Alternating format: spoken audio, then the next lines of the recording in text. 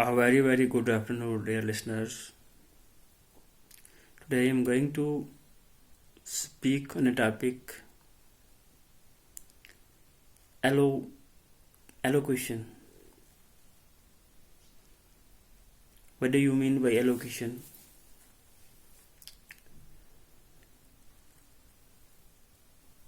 Allocation means art of public speaking within expert control of voice and gestures. So, allocation means art of public speaking within expert control of voice and gestures. तो मेरा आज का मौजू है एलोक्वेशन। ये BA CBCS second semester की communication English के पहले यूनिट का एक सब टॉपिक है और पब्लिक स्पीकिंग स्किल का एक सब टॉपिक है। पब्लिक स्पीकिंग स्किल के कुछ मेन इंग्रेडिएंट्स हैं, जैसे डिबेट, एलोकेशन, एक्सटेम्पो, डेमोन्स्ट्रेशन और फिर कन्वर्सेशन। तो एलोकेशन एक सब टॉपिक है पब्लिक स्पीकिंग स्किल का। एलोकेशन किसे कहते हैं? जब आप पब्लिक में बोल रहे हो और आपकी जो वॉइस है, आपके जो शब्द हैं, आपके जो अल्फाज हैं और आपकी जो बॉडी गेस्चर हैं, उन पर आपकी आबूल होना, एक्सपर्टाइज होना, उसे एलोकेशन कहते हैं। There are many other factors, preliminary and basic। तो ये एलोकेशन जो है, इसके बारे में या इसकी वर्ड एलोकेशन जो है, इसकी ओरिजिन कैसे होता है। तो एक एजुकेशनिस्ट हैं जिनका नाम है थॉमस शेरिडन। ये 18वीं सदी में जो है वर्ड एलोकेशन जो है, इसको क्या करते हैं, ओरिजिनेट करते हैं और ये बताते हैं कि एलोकेशन का हमारी जो लैंग्वेज है उसमें एलोकेशन जो है एक ग्रेट रोल अदा करती है। तो हम जब पब्लिक में बोल रहे हैं तो हमारी जो वॉइस है, हमारी जो प्रोनाउंसिएशन है, हमें उस पर एक्सपर्टाइज होना चाहिए, फुल कंट्रोल होना चाहिए और साथ में जो हमारी बॉडी लैंग्वेज है, हमारी जो गेस्चर है, उस पर भी हमें कंट्रोल होना चाहिए। तो व्हाट आर दी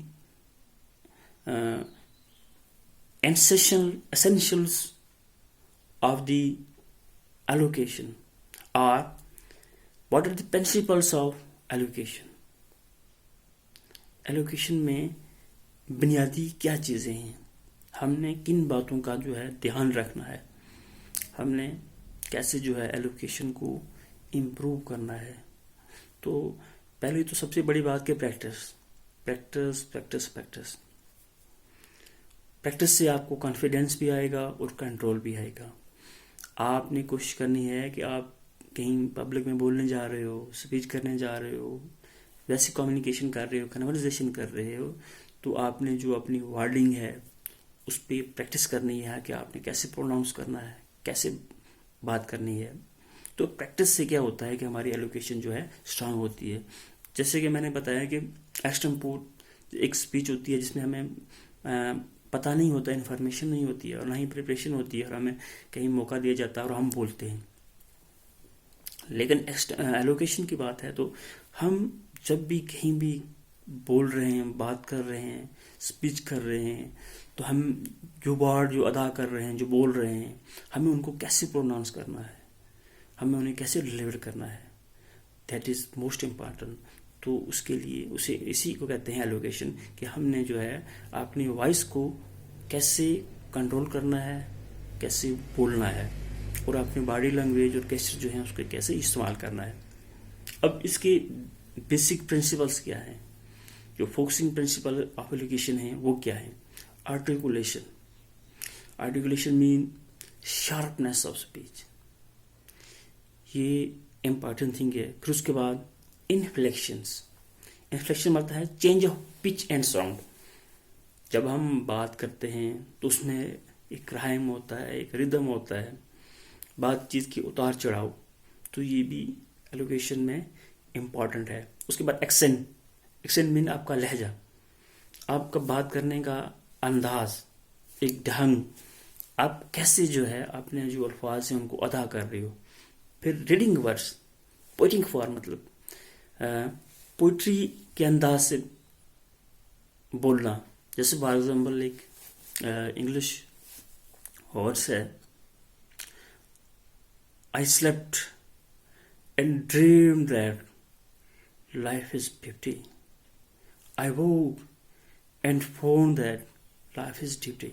तो जो वर्स होता है उसका एक बोलने का अंदाज, उसके जो रिदम होता है, उसका जो एक्सेंट होता है, वो एक अलग सही होता है वो, और बड़ा ही इंटरटेनिंग होता है। Next, voice, how much Audible, listenable. तो इसके लिए प्रैक्टिस, प्रैक्टिस जो है बहुत ही ज़रूरी है। फाइनली गेस्चर, तो गेस्चर जो है आपके हैं, that should be comfortable, not too violent, should be relevant and meaningful.